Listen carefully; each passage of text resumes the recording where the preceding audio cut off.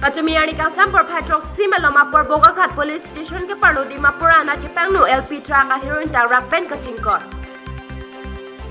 Pirangke tumper ta ke tok bom ona hut ka chini pona tengke gari number NL01 AA5691 bangso truck no 1 district ana pen ita ke wan lapen Dimapur ana si ke pangnu GC nang barlo.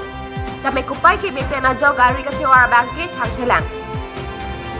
Pirangke phan berta nang pali lapen ke Bogakhat police sakya chunang le liako pen gari ka chewar bangke ka jui pusi berta londun lapen nona mat Bogakhat police atumse chipahen phumpon.